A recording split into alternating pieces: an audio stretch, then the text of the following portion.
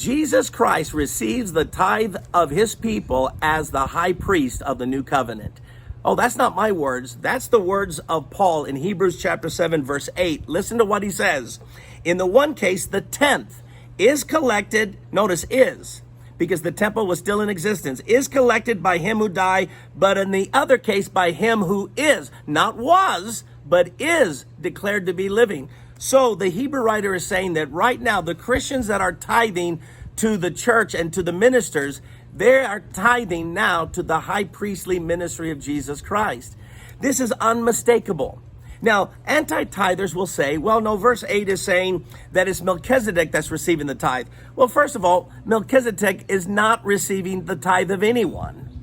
All right? He did receive the tithe of Abraham before the old covenant. So Abraham gave Melchizedek a tithe, and what the Hebrew writer is saying is Jesus Christ was not going to come from the tribe of Levi, but he's going to be the priest in the order of Melchizedek, and Melchizedek preceded Levi, because Levi was in the loins of Abraham. Levi eventually became the great-grandson of Abraham. And so what he's saying is Abraham was tithing before the law, and he was tithing to Melchizedek, and the prophets prophesied that Jesus Christ would be a priest after the order of Melchizedek, not Levi. So now, this is unmistakable. Those anti-tithers, they never address the issue of Christ's high priestly ministry. They like to talk about the finished work of the cross, which I agree with, but they don't talk about the present ministry of Christ as high priest. Because if you talk about Christ as high priest, you have to come to this verse. Christ is now presently receiving the tithe. See, if he's referring to Melchizedek receiving the tithe, he would have spoke in the past tense. But instead, listen to this. In the one case, the tenth is collected by people who die. The temple was in existence. The Levites were still serving as priests, so they were receiving the tithe. But in the other case, by him who is, not was, is declared to be living, and that's Jesus Christ, who is the priest after the order of Melchizedek. He mentions Jesus Christ about the one who's declared to be living in verse 16.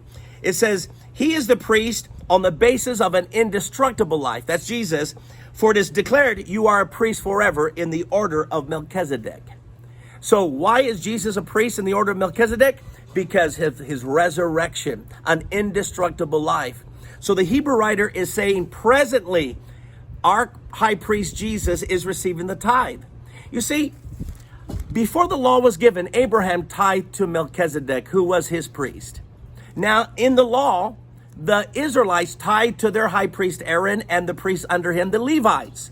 So now the Hebrew writer is saying, presently, there is a sanctuary, a temple in heaven where Christ is seated, and he is our high priest, and he is now collecting the tithes of the people. For those who say tithing is in the old covenant, friend, Abraham tithed to Melchizedek, and he's a pattern of Christ, and yet he tithed to him before there was any law. And the Bible tells us we ought to follow in the footsteps of the faith of Abraham. So if Abraham tithed to Melchizedek, and Christ is the priest after the order of Melchizedek, and we are the children of Abraham, then friends, should we not be tithing to our high priest, our Lord Jesus Christ? Friend, those who have argued that tithing is not in the New Testament have a big problem with Hebrews 7, verse 8, because Jesus is declared to be living and he is receiving our tithes. So if you're not tithing to your high priest, you're failing to follow in the footsteps of Abraham.